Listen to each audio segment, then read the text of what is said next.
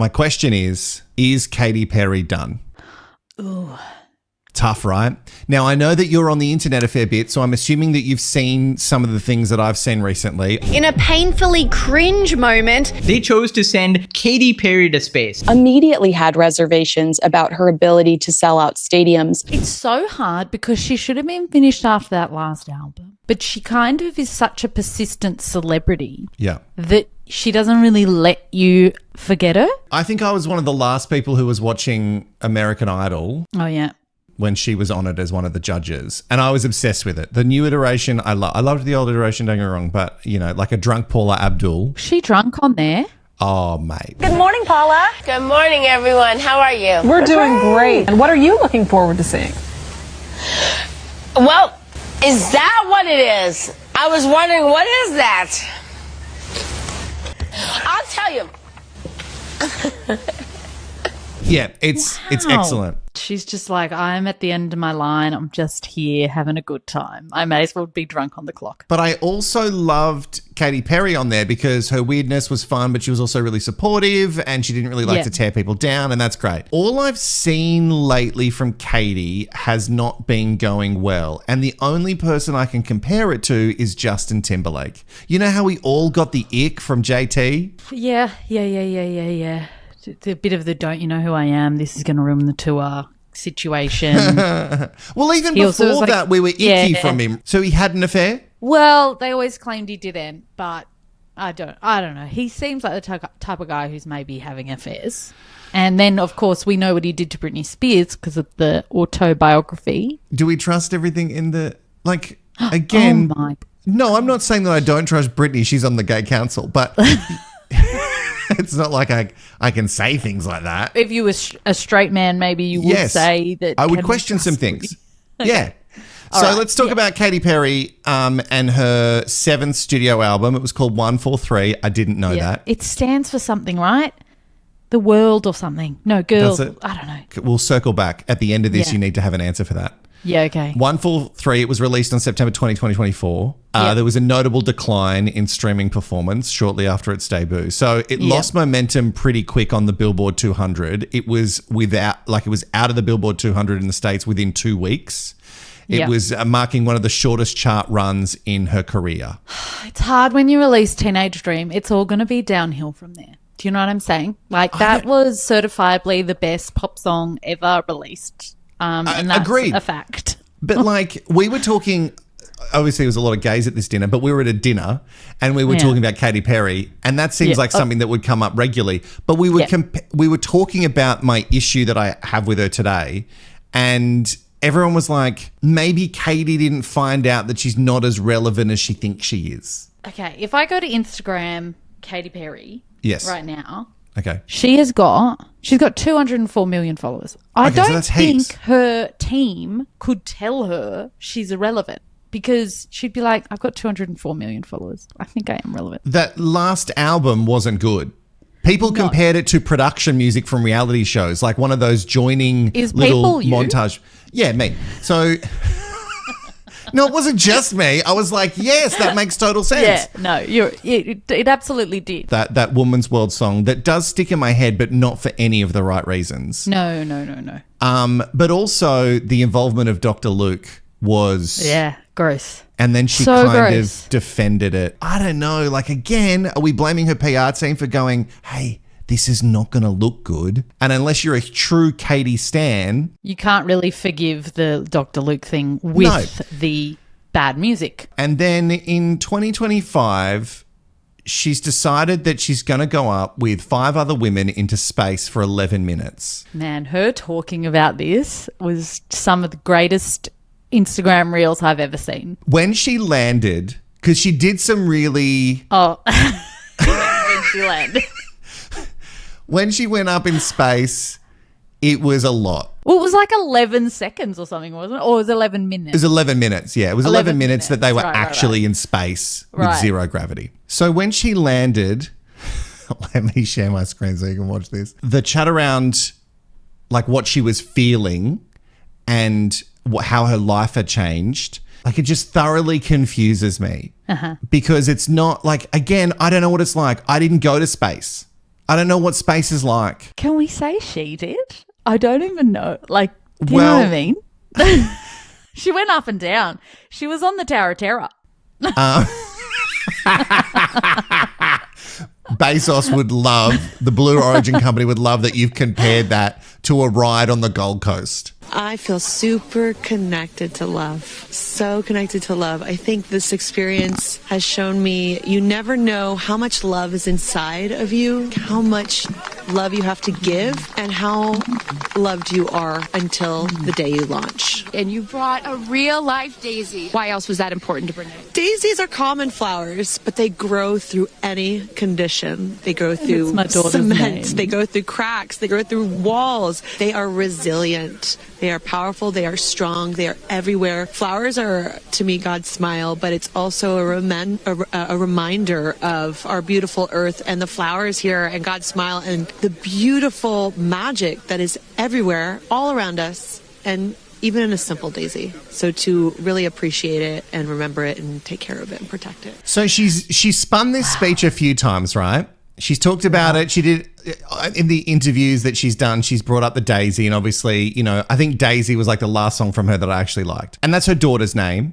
Yeah. And in other ones, she doesn't go full on in this one, but in other ones, she's like, a daisy's a weed. And I was like, I don't know if this is like a celebration of your daughter. I get it. You're a mum, you love your daughter, but then to try and tie it all in together, it's just all a reach. So these women get to go up and then they make it seem like it's all about women empowerment. We are literally lifting women up. Yeah. And I think that's where they've gone wrong, because everyone's like, hang on, is this the time for us to do trips to space?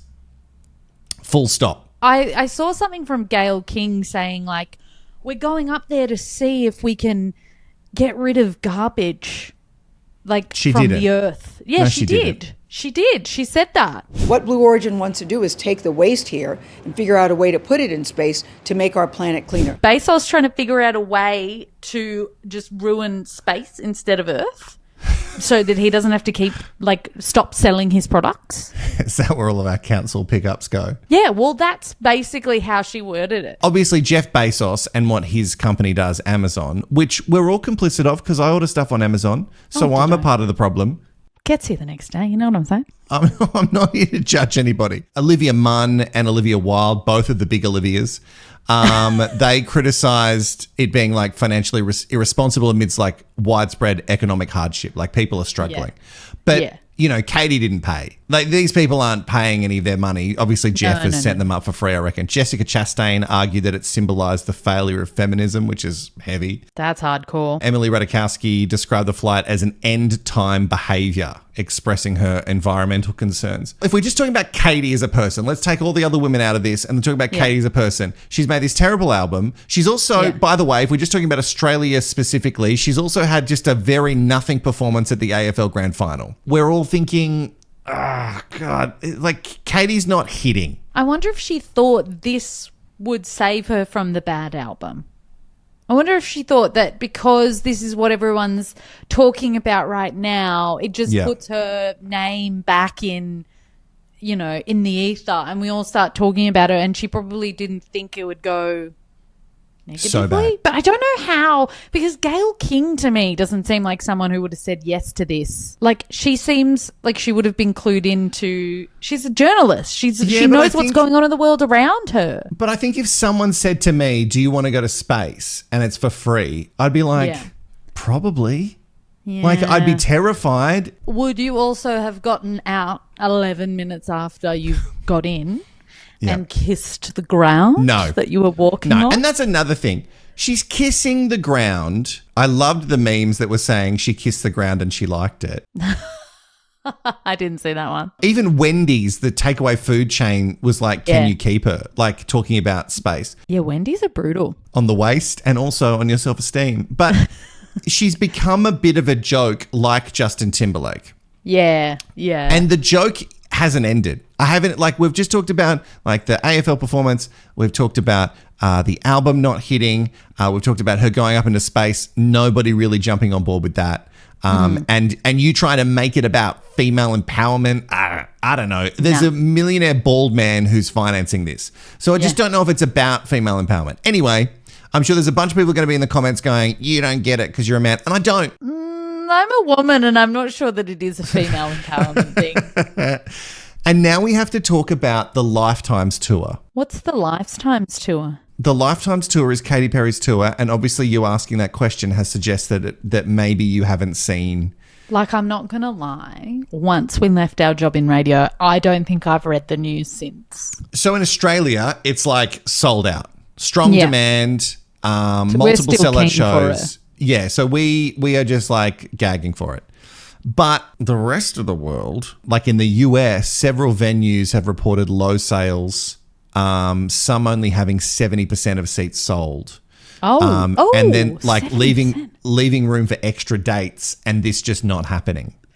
Ooh. And then when you look at some of the footage of the crowds, like there's just like empty parts of stadiums. Now this does happen.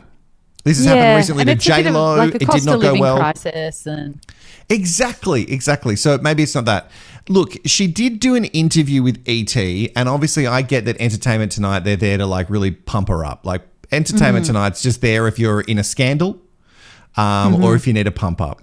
And she's done this exclusive with ET. I am flying a lot. Like through the sky? Yeah, flying all of April, but flying all around. And so I'll be visiting people in different places around the arena. So just hold tight to your popcorn. This is my rocket mobile, and I get in right here and I zip through the stage. That's how she doesn't miss a cue, folks. I play a video game character in this show, which is really exciting. Thank you for revealing your opening costume here on ET. This is Only an exclusive, okay? It's a circuit board, you know? Yeah. This is when I fight the mainframe. Beep, boop, beep, boop. Beep, boop, beep, I'm a robot. I would say that my show is 75% catalog and 25% introducing you to the next iteration of me. In this video game show, there are levels and there are goals, and I have to collect hearts in order to use that to power up to defeat the mainframe, the evil forces. And I actually have a section, it's like level 3.5, where it's a bonus section. I've collected enough hearts, and I get to now choose my own adventure. I get to revisit a past timeline. I was gonna say, how deep are we going? Well, you'll have to see, but I get to revisit a past timeline, and I pick a few super deep cuts from each album. Oh, I love it. And I throw them up there, and I let the fans vote. So they're literally pulling out their phones, doing a QR code in the moment, and the power is in their hands. That's so sick. I have a few thoughts. Okay, so firstly, she's doing the Eras tour, but for herself. Yeah, so it's her version of Eras tour. So it's her version of the Eras tour. Secondly, I've come to a concert. I don't want to work. Like, I don't want to feel like I have to work for the songs to be on. And me having to pull my phone out and do QR codes and vote on the spot, that is so... No, that's so far from what I want to do if I'm at a concert. Also, she's like dressed like Madonna. Yeah. She's got a Madonna bazooka titties. In 2025. If you've got an idea and you need to like market it, I need an elevator pitch. And it needs to be really quick, and it needs to be a couple of lines, and I need to get it. That was like a 5-minute video. And I cut that down. And her explaining it, like, and then when she started talking about it being a game, and then there was levels, I was like, what the fuck? And then she also then said in level 3.5, and I was like, oh fuck! So each level has like points within it's it. Like an APS job. Yeah. Can you just make it cool? Yeah, I was kind of on board with a bit of flying around, whatever. Sure. But it got the levels is too much. Just sing the songs. Just do the catalogue. Do I Kissed a Girl. Do Teenage Dream. California Girls. If you have to, do The Woman's World. But then get on with it. But she's saying 25% of the concert is new music. And to me, I understand that you're attached to it, but I think ultimately, Katy, you like some great artists, you have to look back at things and go, that was a miss. I just don't think that people are going to your concerts because they want to hear Woman's World. Or new stuff that you haven't even released yet. No one wants new stuff at a concert. No. Unless your fan base is so deep. We loved Katy because it was like fairy floss. Yes. Right? Yes. It was fairy floss pop. And it was kitschy and it was a little bit on the nose, but it was like a joke that we're all in on. And now it seems like the joke's on Katy. Like she is the joke. She's trying to be too serious about her fairy floss pop. Yeah, and there's nothing wrong with fairy floss pop. I love it. I'm a gay man. It's like it is nom nom nom. Put it in my gob. I want it. It just doesn't hit the same way. And then when you're explaining the tour like this, so I saw this video and it came up on YouTube with the ET thing, and I watched the whole 11 minutes of it, and I don't know why, but I was mesmerized by her. I was mesmerized. Just to describe the concert. I was mesmerized by her explaining this concert and how confusing it was. And then I thought, what is it like? Like, it's out now. Let me go and see it. And then I fell down a huge hole of people making fun of Katy. Now, on the stage, she like fights things. She has like fight things. And then she like, you know, when they like go to hit something, but they're so not close at all. And they're like, oh, you hit me. And there's people flipping. And it all looks like, do you remember in Australia we had this thing called Starstruck? Oh. It was like a bunch of schools get together and they do like musical-esque performances in an arena, and it's all different schools, and it feels like expensive Starstruck. Like the costumes obviously cost a lot of money.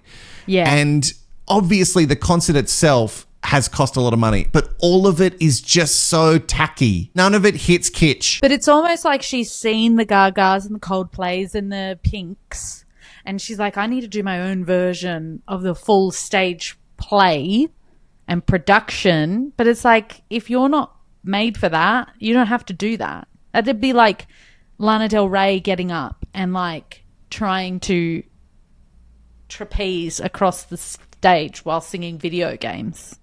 It doesn't work. I would die to see it. I would pay so much money to see it, like unbelievable amounts of money. I would go into great debt. Of course you would. And this is a risk me saying this, but she doesn't need any more things against her vocal. You know what I mean? Like she really doesn't, and I love her. I love her. I would give her a limb. I would take my liver out for her if she needed it. But she just needs to focus on the singing. Yeah, she really does need to focus on the singing. Maybe you need to step away just for a bit. Just for a little bit. She's going to like become the Madonna, because Madonna's a bit of a laughing stock now because she never really stopped trying, which sounds weird, but...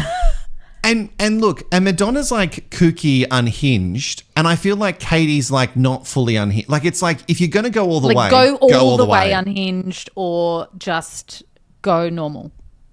And I don't think Katy's going to go normal. I don't think she can go normal. And she's in this realm. And I'm also feeling like when we compare her to artists like Lady Gaga, she's not tying us, she's not telling us a story the same way that Gaga is. And I don't think her fans are coming along for that. If I'm going to see Katy Perry because I want to see bright colors, I want to see crazy costumes, and I don't need a theme. Like I don't necessarily need to have a storyline or a through line or be a game. I don't want to do QR codes. I don't need to text you. I don't need any of that stuff. I don't think Katy Perry fans, and this is maybe a huge assumption and like a generalization, I don't think Katy Perry fans are like big gamers. Well, maybe like Candy Crush level game. Like I don't think like, and she also talks about like defeating the mainframe. Mainframe feels like we're in the Matrix, like, and we're talking like Matrix speak, and we've moved on from that. I looked up the 143. Yep. Okay, it's shorthand. Okay. For I love you. She's banging on about love. Like, you know, she went up in space and she's never felt love like it before. La, la, la. No, sucks to be the Orlando. The daisies and the love and the everything. And we've all seen what Orlando's packing. So she's having a nice life. And you tell you what, I love that. That is peak Katy Perry and Orlando Bloom for me. Yeah. 1, 4, 3. Orlando Bloom second.